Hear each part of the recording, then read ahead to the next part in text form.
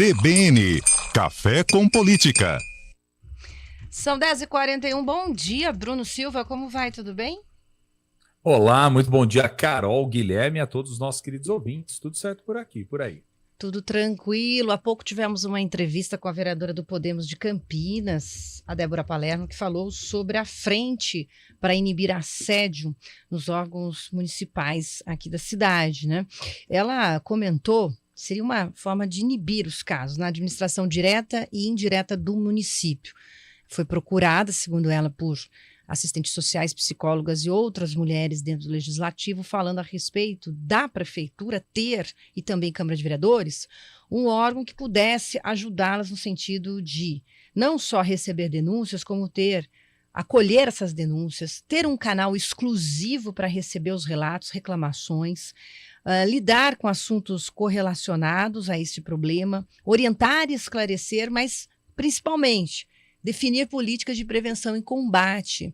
O caso da Caixa Econômica Federal escancarou este problema e mostra que, na verdade, a maioria, principalmente mulheres, tem homens também em situação assim, sofrem algum tipo de assédio e se calam, Bruno.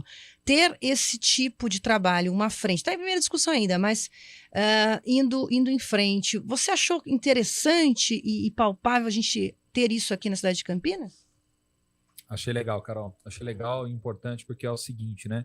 Na verdade, a gente precisa criar cada vez mais instrumentos para que o poder público como um todo dê o exemplo para a sociedade, né? E não que ele seja sempre alvo de crítica e problema por parte da sociedade, como infelizmente acaba sendo. Então, se eles se colocam nessa condição de criar essa frente, né? Como você muito bem disse, o projeto foi aprovado em primeira discussão, exige ainda uma segunda discussão e análise, né? Mas se você cria essa frente, tendo como objetivo desenhar uma política pública, porque isso se trata também de uma política pública, né? De como você conseguir evitar casos de assédio. A gente sabe que dois deles são os piores, né? O assédio moral, que por vezes, infelizmente, rola demais, e principalmente o assédio sexual, né, Carol? Isso, como você lembrou do caso aí da Caixa Econômica Federal, é um dos exemplos, mas quantos outros exemplos nós não temos no dia a dia? E o poder público, ele tem um problema que é o seguinte, que tem um pouco a ver com o próprio traço e característica da administração, né, Carol? Como até para você poder fazer progressos na sua carreira, você fazer as suas avaliações, etc., há uma lógica de relacionamento muito próximo entre uns e outros. Seria interessante você criar, de fato, um órgão independente disso tudo,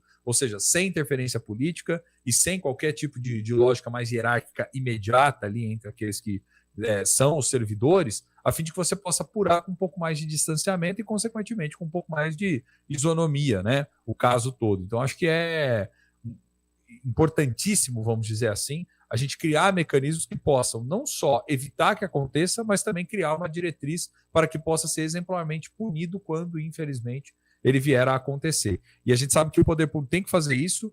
Recentemente, nós tivemos outros casos associados também ao poder judiciário, que é bizarro nesse país, o que acontece, infelizmente.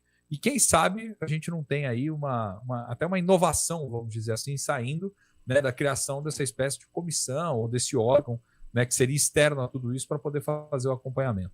Interessante a gente pontuar aqui que há uma semana foi dada essa notícia a respeito de um servidor. Houve mandado de prisão. Ele é da Anvisa e a Anvisa disse que o órgão não foi capaz de prevenir, identificar e coibir assédio sexual e moral. Interessante a agência ter feito essa divulgação no sentido de assumir a incapacidade do órgão em lidar com o tema. E provavelmente deve acontecer em outras repartições, não é, Bruno?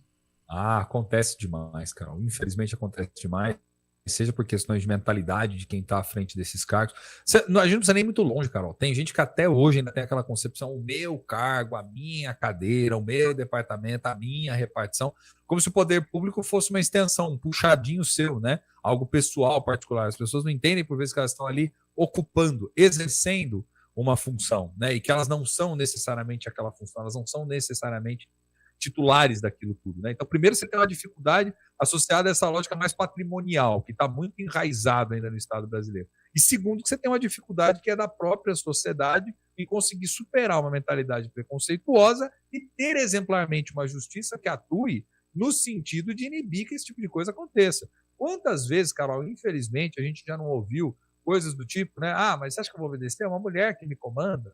Você acha que eu vou, né, fazer o que quer aí, as pessoas não sabem nem o que ela está falando. Então, quer dizer, é esse tipo de mentalidade que precisa inicialmente ser superada. Isso se supera com uma cultura organizacional mais forte.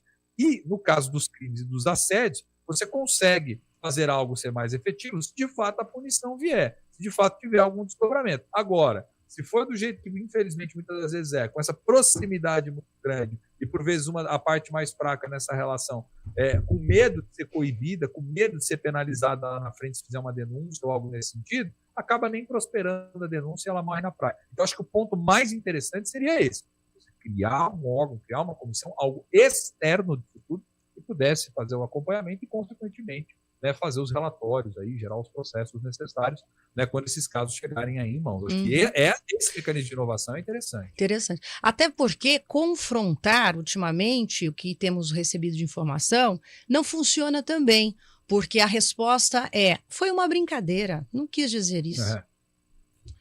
A gente não existe piada de mau gosto nesse caso. Né? Não existe. Tem coisa que não dá para brincar, né? Não pode. Não. É má fé, né? Aí é má fé, é preconceito, é assédio, né? Tem a própria tipificação. Né?